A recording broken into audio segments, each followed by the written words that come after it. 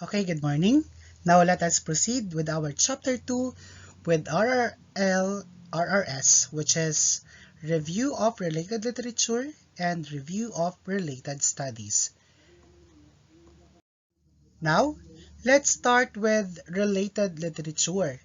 Saan ba tayo makakakuha ng mga literature na makakatulong para sa ating research study? So when we speak of related literature, these are consist of books, documentations, articles, reports, journals, website, and others. Now, please take note of this. Use parentheses to recognize the parts of the theory you copied that is relevant to your study.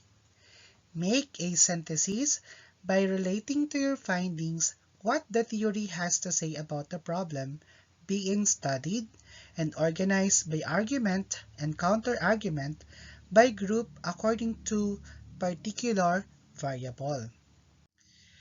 What about related studies?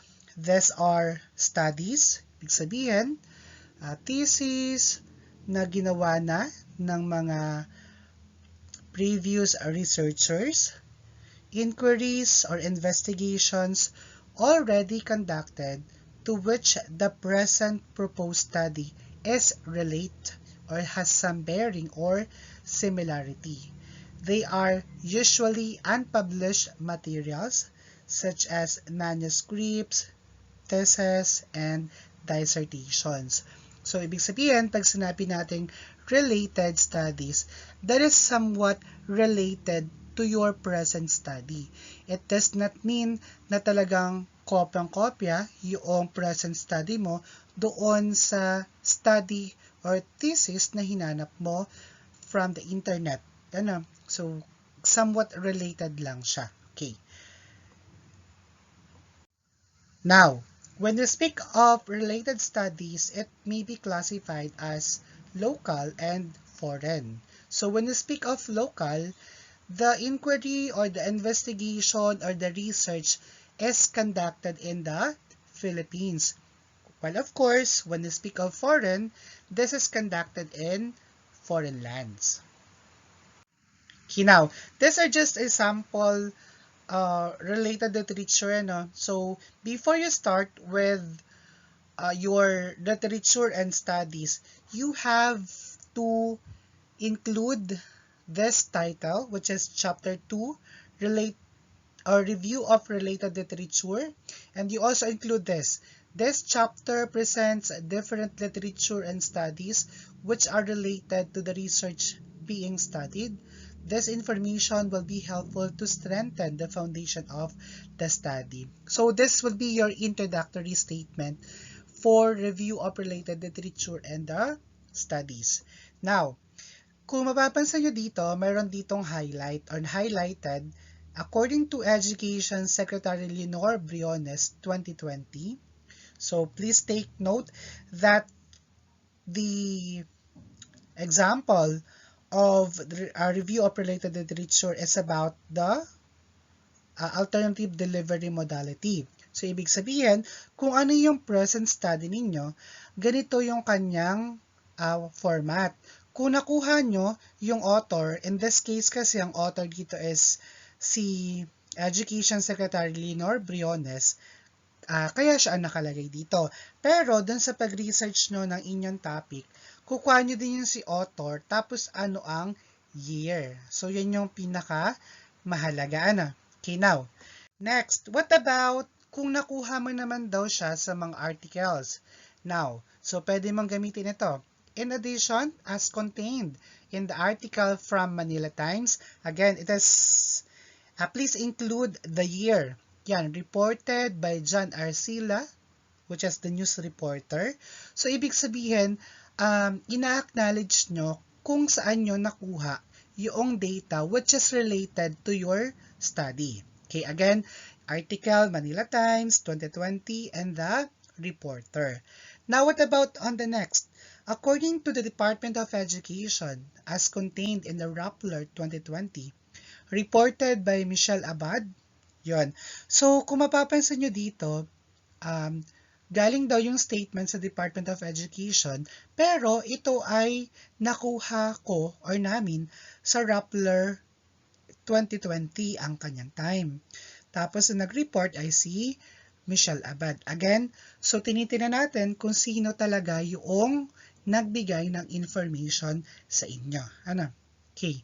And then, yun, kung ano yung sinasabi ng article na yun, na which is related naman to our topic.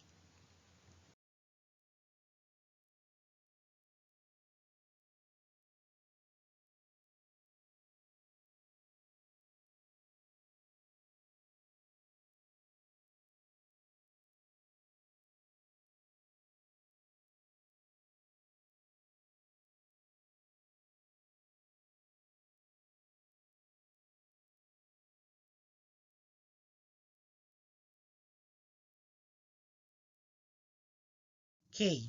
What about related studies? Okay, now, sabi natin related studies are coming from the inquiry, investigations, or a thesis that is conducted by the researchers. Ibig sabihin, nagawa na to, na studied na to.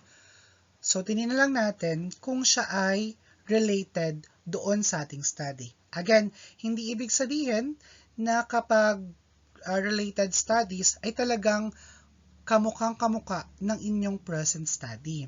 Ito ay somewhat related lamang. Okay, now, kung mapapansin nyo, ang kailangan nyo lamang dito for related studies, yung mga highlighted yun. Cited on the study of Sadiq et al.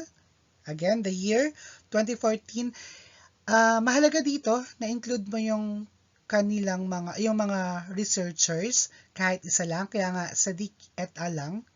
Tapos yung title, entitled Effectiveness of Modular Approach in Teaching at University. So, yaan yung mahalagang mailagay mo on the first part ng inyong study. And then, later on, ilalagay mo na ano yung sinasabi ng research study na yon. In this case, nakalagay dito, the purpose of this research is to find out the effectiveness of modular approach in teaching in order to assess the student learning, etc. So, ibig sabihin, kung ano yung nilalaman ng study na yon, yun ang ilalagay mo after noong cited on the study of. Ano? Again, another example. So, pwede ka na mag-start ng ganito. In the study of, again, the author, kung may kasamahan, et al., and the year, and of course, the title, students' utilization, etc. And then, after that, you write kung ano yung sinasabi about doon sa research study na yon. Okay, now, next, as cited by Lim et al. Again, meron siyang author, meron siyang year, at meron siyang title. Again, after having it, kailangan nyong ilagay naman kung ano yung sinasabi doon sa title or research study na nakuha ninyo na somewhat related to your present study.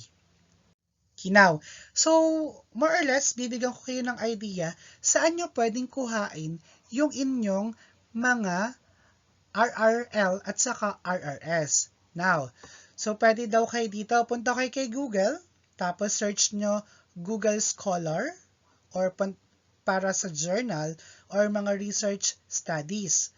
Yung Google Book para sa related literature mo, punta ka dyan. And of course, dun kay ERIC or Education Resources Information Center para sa mga journal at articles. Yan. Unang gagawin nyo, kapag andun na kayo sa website or link, like for example, Google Scholar, dapat ma-identify mo yung keywords or terms, of course, from your research study. Diba, meron tayong tinatawag na dependent variables at saka ay independent variables.